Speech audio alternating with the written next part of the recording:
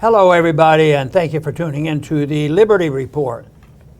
With us today is Daniel McAdams, our co-host. Daniel, good to see you this morning. Good morning, Dr. Paul. How are you this morning? Very well. Doing good here. Fascinating stuff today. Yeah.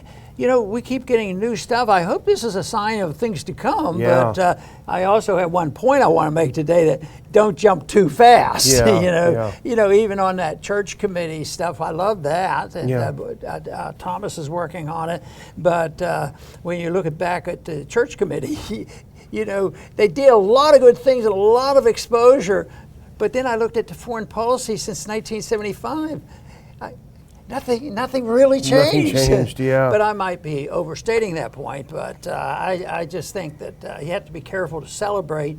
But anyway, we should celebrate when we have glimpses of hope, and I think Musk deserves a little bit of credit of this. And there's been some exposure over the weekend about how the deep state and the corporate interests have maliciously altered that whole thing of lockdown, and the individual who's under the gun right now is a doctor. Can you believe a doctor would do these things? No. But unfortunately, somebody was writing yesterday by one of the good guys, one of the good doctors, that he was so disappointed in physicians because right now, the media has something to do with that. If you look at the media, it looks like the physicians went along with all this stuff. But Gottlieb is a physician, but not in a true sense of the word. He is a bureaucrat, and he's a corporatist, and he's very, very wealthy, and he was anti-science no matter what they tell you. But now we're getting some information out that he was wheeling and dealing like the FBI was wheeling and dealing, and this social media was really, Twitter's been involved before, I think, on some of this stuff. So he's being exposed now, and this is very, very good. But Gottlieb's relationship with this whole thing was when COVID broke out, and it didn't break out with Biden. It broke out, with the previous administration, and that guided us, unfortunately, I think, in the wrong direction. But the sentiment was overwhelming. It was all like declaring World War III. So something had to be done. So they spent $2, $3, $4, $5, $6 trillion, and they defied science. But even with all that money, they're losing the argument. Guess what? There is something called natural immunity, and we're sort of winning that argument, and thank goodness. But they had to repeal that. But they also had money involved. Gottlieb, he had so many big-time jobs in the government, but he was also on the Pfizer board, and he also lobbied Pfizer. So that could be criminal. It certainly is immoral. I bet you it's unethical. The whole works. But it's coming to light, and that is what we want to do, shine the light on this situation. Yeah, and this latest revelations from the Twitter files release, which came out yesterday, really answers a lot of questions that we had at the time, and I know that Senator Paul had at the time. What the heck is going on? All of a sudden, natural immunity that's been around. You asked the question at the time in 2021. It's been the normal thing for the entire history of mankind, and all of a sudden you can't even talk about it. What is going on? Are we insane? Well, it turns out we weren't insane. It turns out, as you say, it was deep corruption because there were powerful people there who wanted to suppress and deny any debate about natural immunity. Why? Did science change? No. But a lot of money was going to change hands if they got people to believe that our bodies could no longer heal themselves. And I think a lot of credit goes to Elon Musk, and I think it was a smart move because this was all reported by Alex Berenson. And Alex Berenson is in the story because he, of course, was a victim of Scott Gottlieb, who wanted to get Berenson kicked off of Twitter, and we found that out. So Berenson has been in the thick of it. Let's put on this first clip because this is Berenson's report from yesterday, and you should definitely subscribe to his Substack. We relied on it quite a bit since he got kicked off of Twitter. But here's what Berenson says from the Twitter files. Pfizer board member Scott Gottlieb secretly pressed Twitter to hide posts challenging his company's massively profitable COVID jabs. I mean, you can read that a couple of times, and it's very, very obvious that what we're looking at is corruption. And so, and what Alex starts out by saying is that Gottlieb, okay, now he was a head of the FDA. He's not some guy in the street somewhere. He's someone that carries a lot of weight because of his previous position, and he's banking on the previous position's weight to help his current boss at the time, Pfizer. He's on the board, not exactly boss. So what he did is he saw a tweet he didn't like, and it wasn't from, as Alex points out, it wasn't from some anti-vaxxer, like, of course, the great Robert F. Kennedy Jr. No, it was from a previous FDA head, the guy who preceded him at the FDA, Brent Girard. He saw a tweet that he didn't like from him, and so he wrote to his contact at Twitter, and we can put that back up if you don't mind, and actually go forward one, and go forward one more, actually. So he emailed the top Twitter lobbyist, Scott Gottlieb did, and he said, "This is the kind of stuff that's corrosive. Here he draws a sweeping conclusion off a single retrospective study in Israel that hasn't been peer-reviewed. But this tweet will end up going viral and driving news coverage." And what the tweet was about was simply the efficacy. And we can actually go to the next one. Here is the tweet. I'll give it back to you in 1 second. Here's what got Gottlieb all hot and bothered. This is a medical doctor, previous FDA director, and this is what he wrote back in August of 2021. "It is now clear COVID-19 natural immunity is superior to vaccine immunity by a lot. There's no science justification for vax proof if a person has had prior infection. The CDC director and the president must follow the science. If no previous infection, get vaccinated." So again, this is not a radical anti-vaxxer. He's putting up a study, Dr. Paul, and saying, we now know what we should have known all along, natural immunity is better. And pressure from Gottlieb forced Twitter to put a misleading label on it, making it look like the guy's a liar. You know, he had two jobs from his position because he was a well-known doctor, been in administration and this sort of thing. But Jeff Tucker helps point these things out about, he had to destroy the concept of natural immunity. So he worked on that, anything he could do to discredit that principle. And of course, Rand was very much involved in that. Yeah. And people lost their jobs over, and it's amazing, though, how gullible, well, sinful the doctors are to go through with this, because I can't believe that's stupid.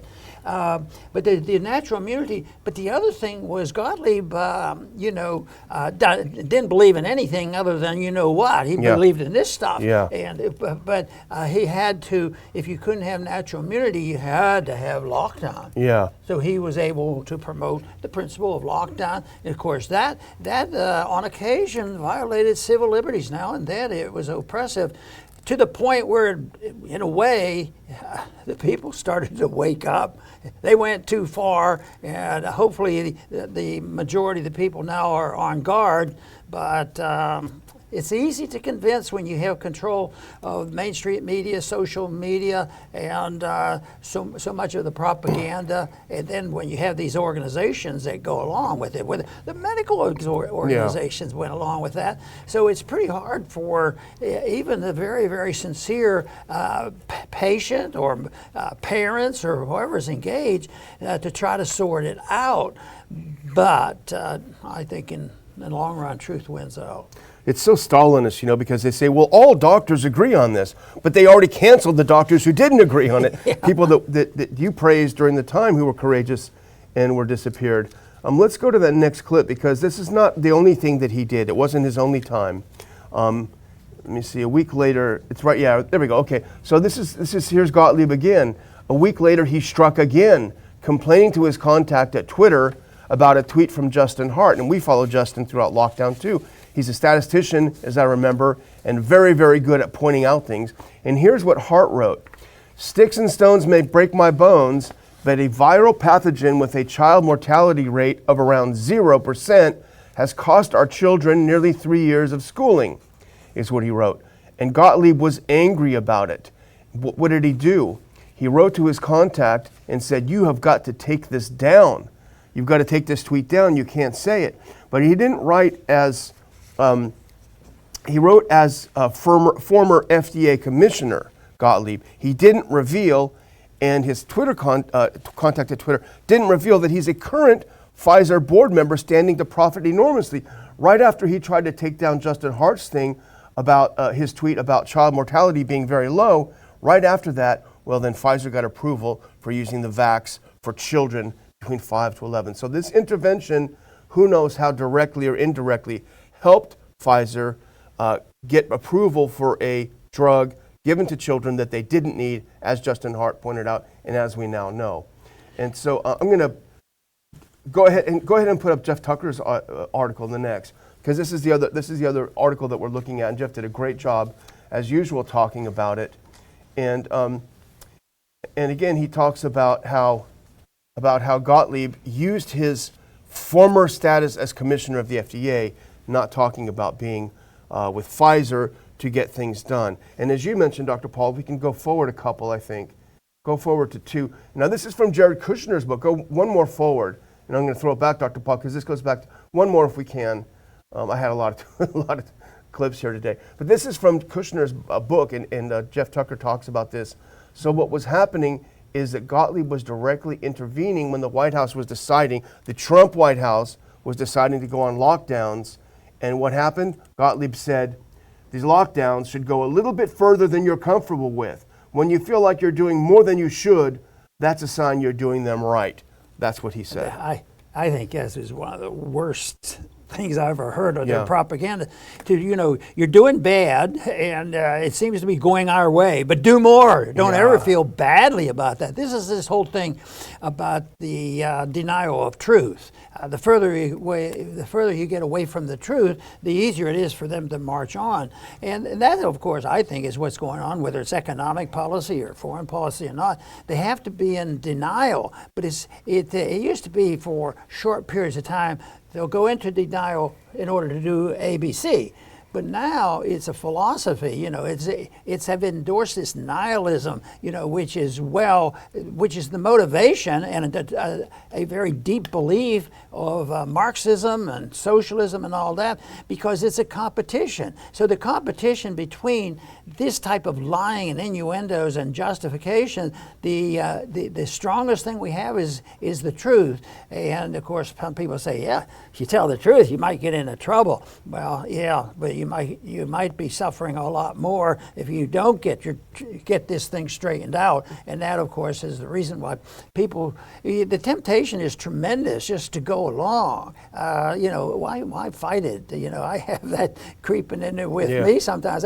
All right, I'm just going to leave this alone. But we really have to be able to define it. And this is the reason that that you see these attacks. And he's a perfect example of that. That if telling a lie isn't good enough, tell it bigger and more often. And we've heard so many stories about the ultimate dictators using that process.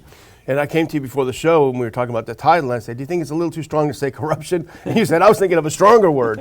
and I think that is because if you look at this, if you look at the how things went, first of all, you have Gottlieb, who's a strong proponent of lockdown. He gets Trump to lock down the whole country, to Trump's eternal,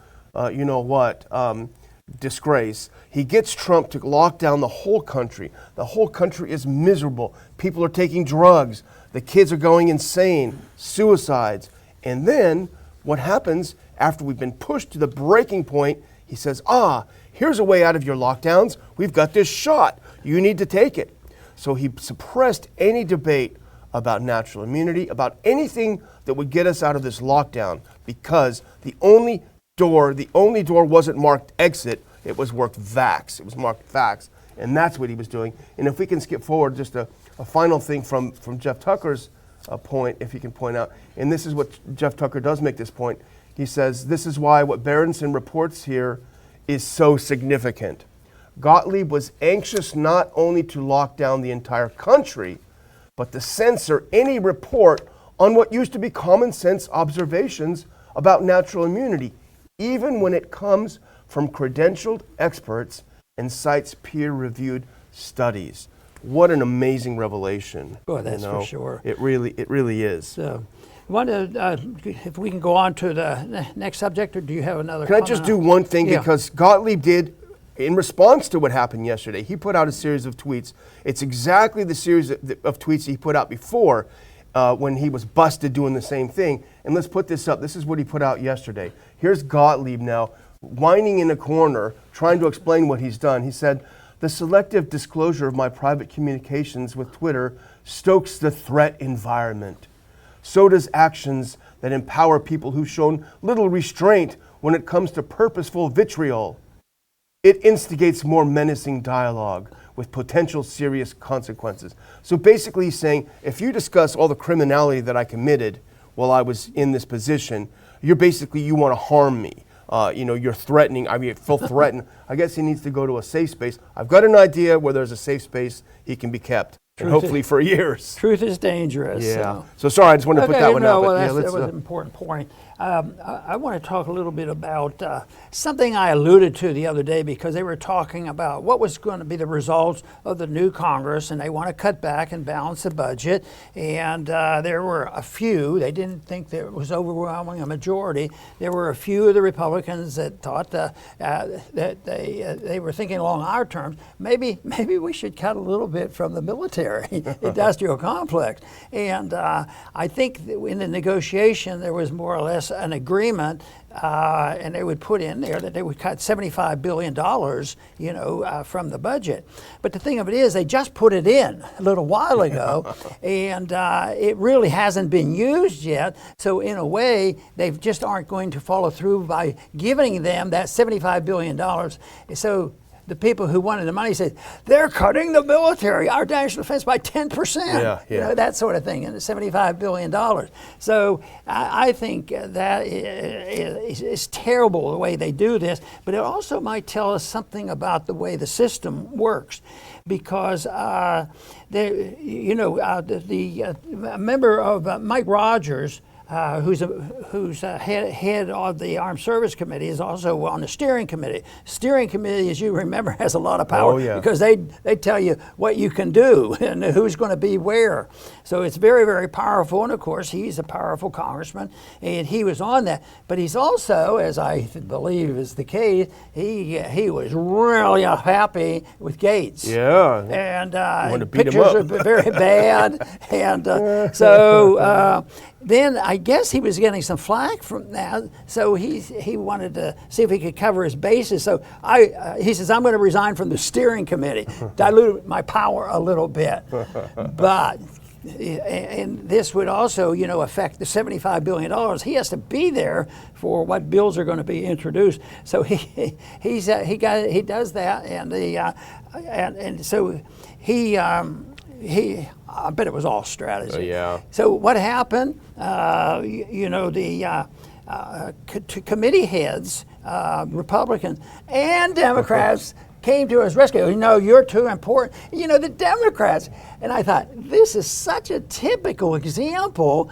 They can't dilute the power of their worst enemies in the world. Of course, who was the real enemy where they were willing to come to blows?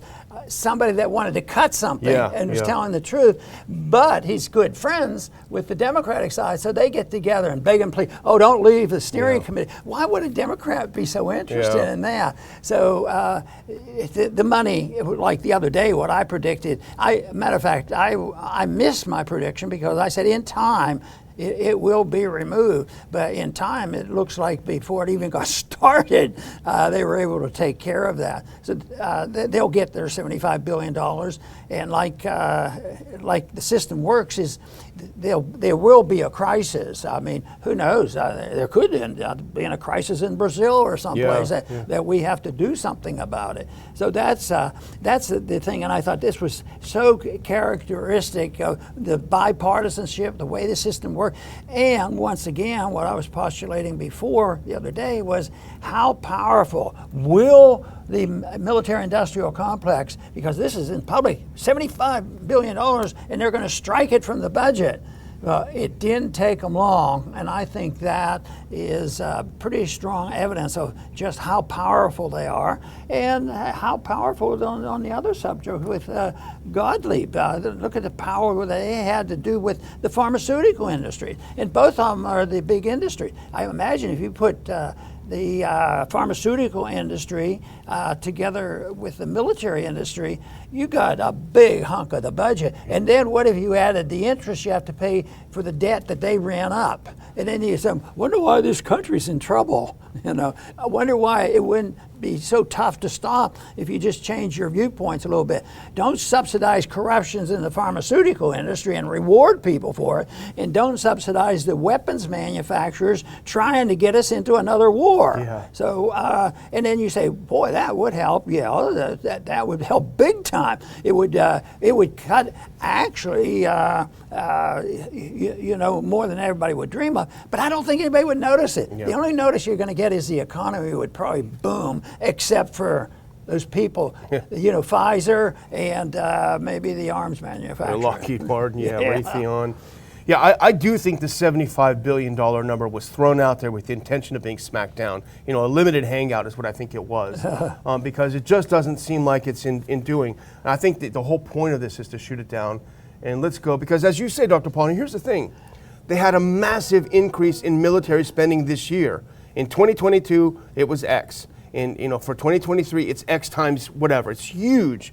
And so, like you say, they're going to cut down a little bit of that increase.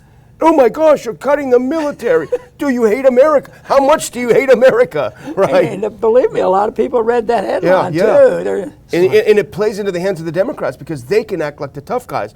Look at these Republicans cutting our military right when the Russians are about to invade. That's why the Democrats joined the Republican hawk.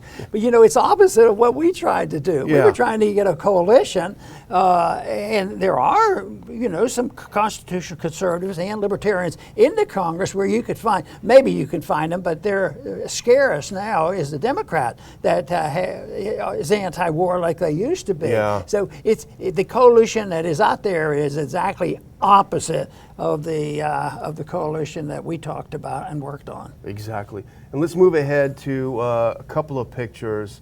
We can take a look at our favorite, the next one now. Here's our favorite tough guy wanted to beat up Matt Gaetz. I don't know about that, but let's go to the next one. This is from the same article from Politico. And as we say, the Pentagon, referring to last year's budget levels, would amount to a roughly 10% cut, wiping out a $75 billion increase enacted last month. But here's the thing, Dr. Paul, and I think you and I were both suspicious in the beginning. They're not going to cut this. They're not going to cut this at all. Here is a tip-off, because Chip Roy, who we have praised for being pretty tough on this, he spills the beans because he was the most hardcore about we got to cut this spending. Well, as could be predicted, the real Chip Roy is a little bit different. Let's put this up. He's just like the rest. This is from the Politico article. Among the concessions McCarthy made to secure the speakership was a vote on a budget framework that caps discretionary spending at fiscal 22 levels, that aims to balance the budget in a decade. And here's the part about Chip. The nascent PAC, actually go to the next one, because this is where we talk about Chip Roy. Yeah. The office of Chip Roy, one of the conservative holdouts who cut a deal to support McCarthy and is a military spending skeptic, I don't know about that, downplayed the possibility of defense cuts as spin by big spending neocons in the military-industrial complex. And here's Roy. During negotiations, cuts to defense were never discussed. In fact, there was a broad agreement that spending cuts should focus on non-defense discretionary spending. And here's where he gets a mouthful of marbles. He says, this means cutting funding for the woke and weaponized bureaucrats that receive massive increases, So we're going to go ahead. We're going to cut the swimming pool for the poor kids in the inner cities so that we can send another $100 billion to Ukraine. Well, you found a negative there. I'm sorry, but I thought Chip Roy might have been a little bit better. We would never even discuss. We would never talk about that. Trust us. Well, you don't think he could have been just reporting the facts? Or he went along with it, because the other way would be come on, what were they doing, and stand his ground. I mean, in his defense, he would be attacked brutally, and his district would probably be mad at him too. for cutting our military. How could you do this? Yeah. Right. So, do you have another guy? No, I just have my closing piece. So if you have another couple of items. No, I don't. Well, okay, I'll do this because it's sort of a closing piece. It's not very long, so get prepared. and this has to do, and there's a lot of good stuff in this, and this has to do with Damar Hamlin. Oh yeah. Because I watched the television during that time, and it was very emotional. Yeah. And it was gut-wrenching because there's still a few people out there, more than anybody wants to realize, that who understand about vaccines and all. The thought crossed their mind. I know a lot of people did it, because a lot of people have said it, yeah. and they are not on television. I wonder if he had his vaccines, yeah. because there are a lot of information about the people young athletes that have been in perfect health, and they're having cardiac arrest, yeah. and they're having myocarditis, and so that crossed. But that wasn't the time to do it, because the people got excited about the coming together and the both teams, and it was very emotional and respectful, and I thought that was all good. But I think that. There was a miracle here too, because if the reports are correct, and I believe them, that he actually had an arrest that lasted for 9 minutes. Wow. But you might say, well, you know what? If he hadn't been playing football, that's a dangerous sport. We don't let my kids play football and all that. It wouldn't have happened. But you know what? I decided I'd look at that a little differently.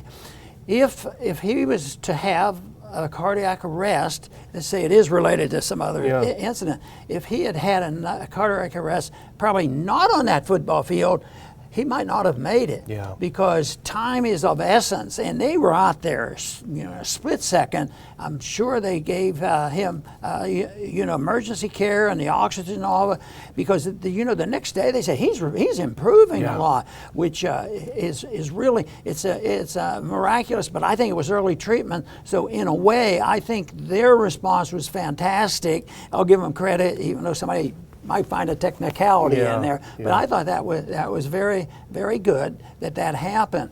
But someday somebody's going to think more about it, and but because of the emotions with this isn't the place to press the issue of what the statistics shows about is there an increase in heart attacks and myocarditis with the people who've had the shots, and I've read some of the articles on this, but they admit it happens, but you know what they do? They always qualify it. It's not nearly as bad as if you got the infection.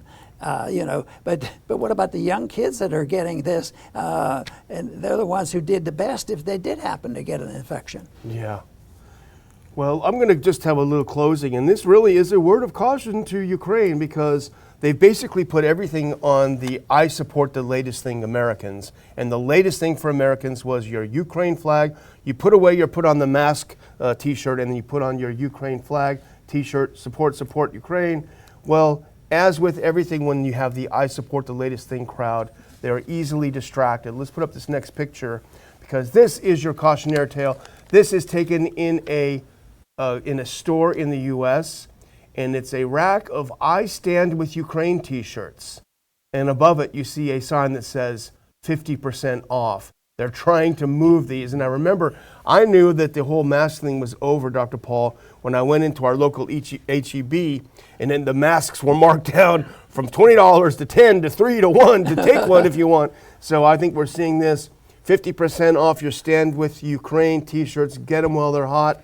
And that just goes to show what happens. So I'll thank our viewers for watching the show and turn it back over to Dr. Paul. Very good. This program, we talked a lot about people distorting and telling lies and getting a lot of rewards for it, making more money and this sort of thing, having political gains. And this is important, because I think there's a limit to how much truth you get out of Washington, D.C. Of course, the truth principle has been around from eternity, from the beginning of history, but there's degrees of it all the time. There's white lies and there's other kind of lies, and most people throughout all history recognize and they accept the fact that under the higher law, telling lies is corrupt, and all legal systems has always, put rules and laws against telling lies, especially if it's under illegal circumstances. But the whole thing is when you have the extreme attack on truth, and it becomes a philosophy, and it becomes a so-called positive thing, then you have nihilism. And the one thing is, if you go through all the socialist system, all the authoritarian system, whether they admit it or not, and there will be degrees. I mean, if you get guys like Stalin and Hitler and others, they know exactly. Matter of fact, Marxism brags about it. The party decides what's true and what's right and wrong. There's no higher laws, so they do that. But the truth is that it's very valuable for us to recognize this, and that the people who want to take control of the world and control of other people's lives, it is based on telling lies. Even just today, the things that we talked about here with Gottlieb and these other people, there were a few, whether you want to call them lies or what, but boy, they were misleading. But they aren't truthful, and this whole thing makes a big difference. But you know what? The whole system boils down to a moral standard of the people. That when you think too much about that, and I say, well, maybe we're in the wrong business. How do you have a moral society? Of course, the founders wondered about that too, and they warned us, and they said, if the morality of the society dwindles and they don't know the difference between right and wrong and truth, the Constitution won't work. You want a perfect example of the fulfillment of that prophecy is the Constitution isn't working right now, but it's still available to us if we ever decide to use it. And our job is to make sure at least the next generation is exposed to it and know the difference between a nonviolent society and one that is based on aggression and dealing with the government. The worst thing that we have to face now is the collusion between big business and personal items that get into bed with the government. And we talked about this today, how Twitter has exposed how the government, use the government would use and help social media to do these things, to take over. So that is, I think, available to us. I think people are waking up. We're moving in the right direction, but I think it's also a very serious matter. And it has to be known that truth, I believe, truth is treason in an empire of lies. So if you have an empire and it's based on lies, if you tell a lie, guess what? It's treasonous. And guess what? We came close to it. Those few doctors and general people throughout, and the journalists and all, that was considered in their personal life treasonous, and they lost what they had. And that needs reversed, but it only can be reversed by the people having a different moral standard than what we hear from our mainstream media, our social media, and also from our government. Especially be cautious about what we get out of our government schools. I want to thank everybody for tuning in today to the Liberty Report. Please come back soon.